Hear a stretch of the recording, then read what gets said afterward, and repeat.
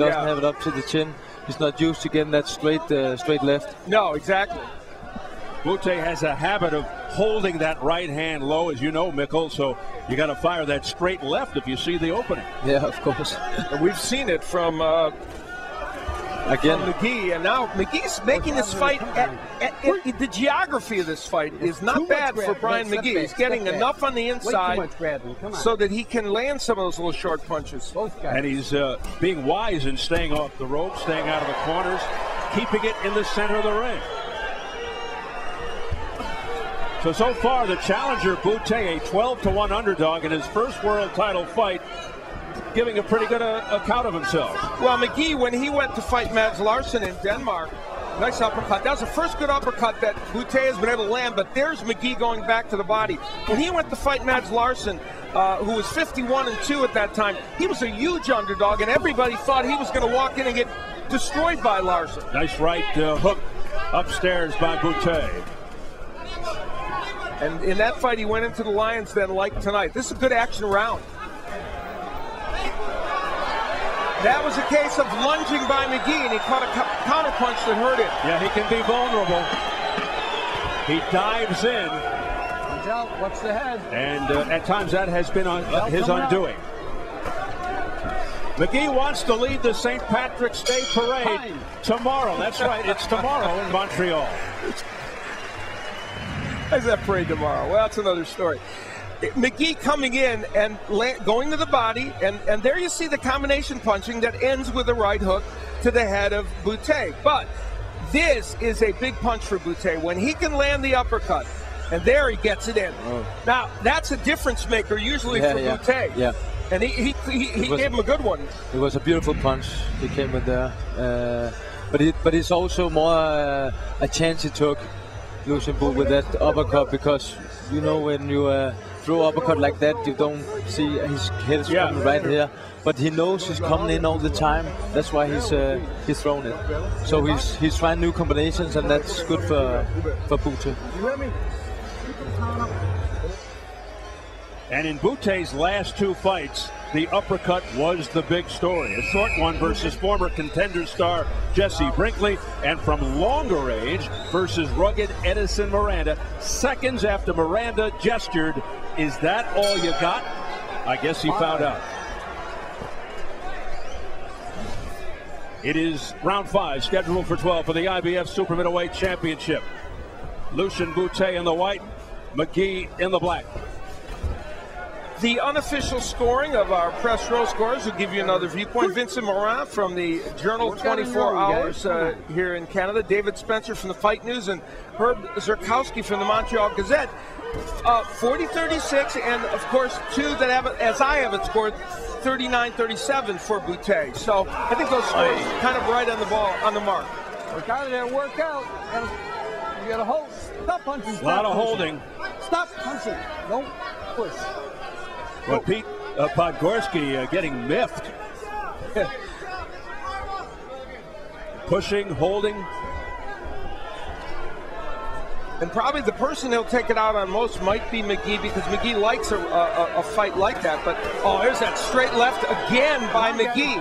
I'm telling you, that guy's got a sneaky left hand. Then he snuck in a right for good measure. And I think there's just a smidge of swelling underneath the right eye of Bute. And Bute's going to have to get a little more aggressive, I think, in this fight. Yeah, he seems to, there's a slip. He's holding back. Yeah. And it doesn't allow the crowd to get into it. And clearly Bute's probably winning this fight, although I have him up only by 2 points. But you know, he's not making Brian Magee fight his fight exactly. No, I would say that Brian Magee now, he's getting into the fight a little bit more. You know, he's throwing more punches. Gaining a little confidence? Yeah, a little confidence. Are you surprised? He's taking his chance. Are you surprised, Mikkel, at how easy Bute has been able to be hit? You know what? I can see on Bute's eyes that he has difficulty in fighting Magee because he's a left-hander. And a right hook there, as you were talking about Bute. Yeah. Bute's picked up the pace in this round. It's become an interesting fight. I mean, I think there's certainly enough action here. It's not one-sided, and both men are doing some good work. The right hook of Bute, think it's a nice weapon. Oh, hammer of a jab and a good body shot by Bute. And Magee seems to be increasingly vulnerable to that Bute right hook.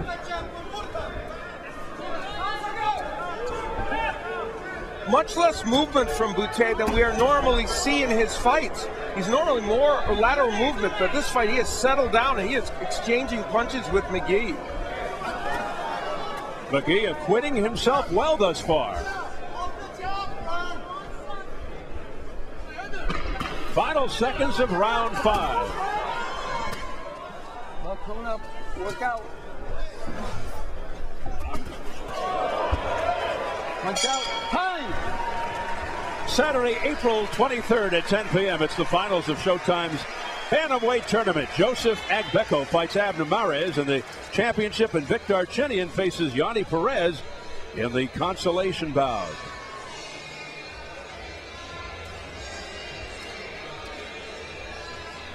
We see Brian Magee getting in another one of those right hooks.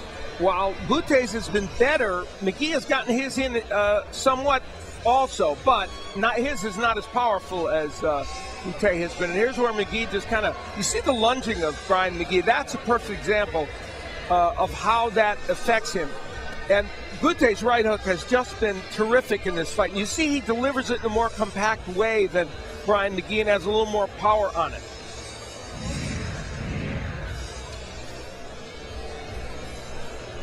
Beautiful crowd on hand here in a beautiful city. We're told the attendance figure is 12,219 at the Bell Center. Big deep breath for Lucian Bute, the champion, as he embarks on round 6. You know, Bute might be the most eligible bachelor in Montreal. He's got 4 sisters and he is single, so I'm sure some of the gals here in Montreal took note of that. Magee is betrothed. Yes, he is. Also married. That too. It's good straight left hand again by Magee. When he doesn't lunge with that punch, it's pretty effective. Work out of there. Break. You guys work out on your own. Step back. Pete Podgorski earning his money tonight.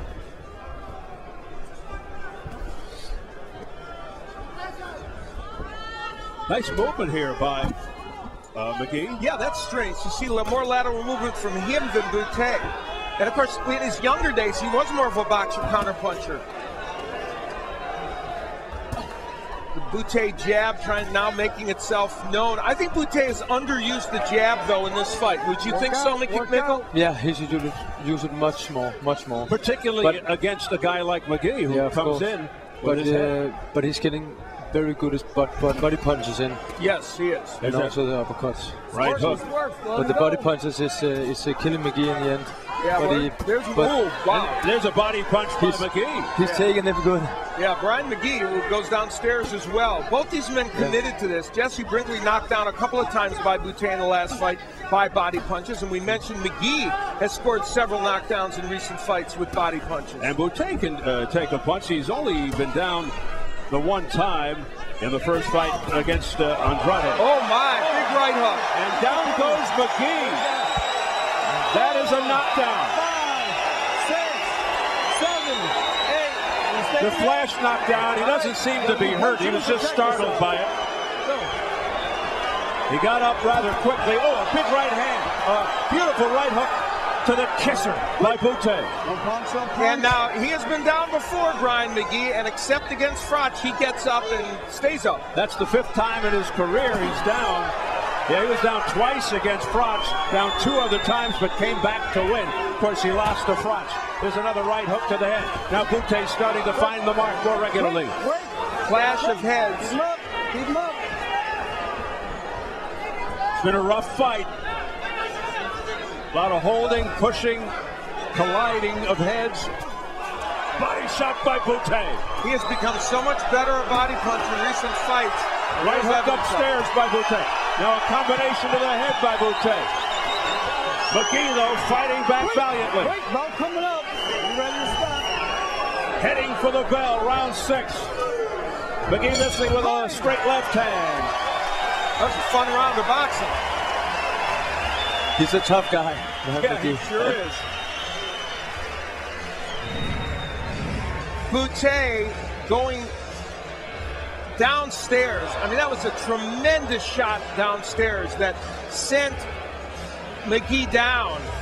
We mentioned he had put Brinkley down twice with body punches, and Bute is just gets all kinds of leverage on these punches, and that's just a tremendous left hand.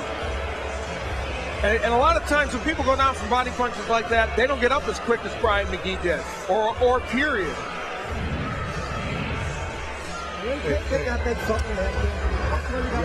We have to start working now. Come on, okay? If we want to win this title, we have to work now. Come on, okay? Come on.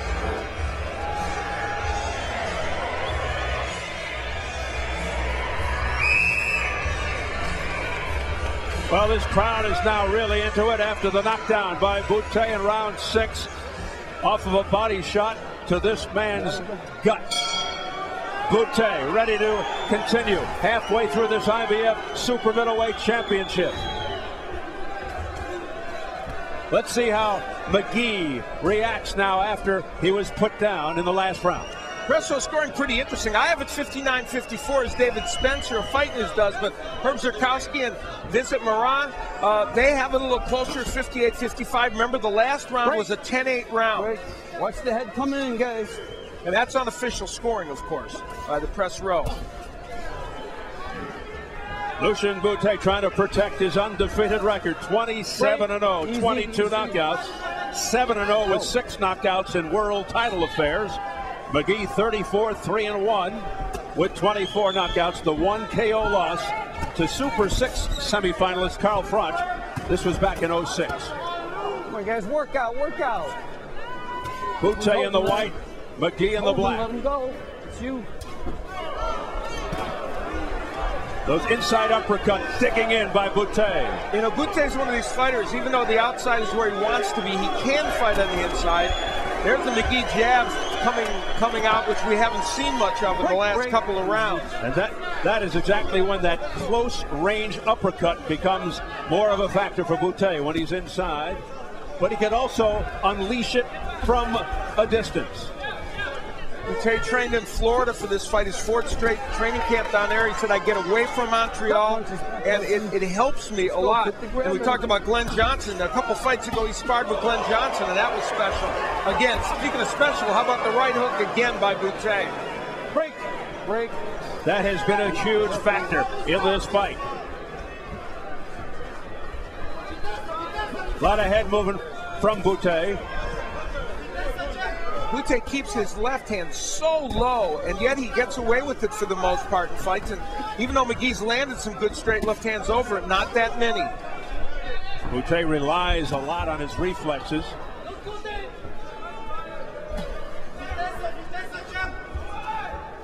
And Brian Magee is now in some, beautiful counter punch by Bute. Brian Magee's getting in some dangerous territory because he's not a big puncher. So if he gets too far down in the scorecards, he's going to have a problem in these later rounds. You can see Lucian Bute taking the middle all the time. That might have been a low blow. That is not a knockdown. Pete Podgorski cautioning Bute. There you go. Let's go. Come on. Wow. Okay, not much of a delay for Brian Magee. Well, he is game, isn't he? Oh, now he goes down from a punch. Is that another body punch? Brian Magee should not have come back that quick. You want to stay here? You got to show me something. Down for the second time in 2 rounds, but there's the bell. Deep breath. Come on, take a deep breath. Take a deep breath. Come on. Come on, take a deep breath. Come on. Take a deep breath. Come on, take a deep breath. Come on. Come on, John. Come on, John. We will watch the first knockdown. Now, we presumed it was low, and Pete Podgorski called it low. Let's see. No, sir. There is nothing low about that. Now, it was the reaction of Magee that made the ref think it was low. Yep, and here's the second one, and that also is a legal blow. So it is interesting, and I have to say we thought it might be low the first one. They wasn't even close to being low. So 3-9.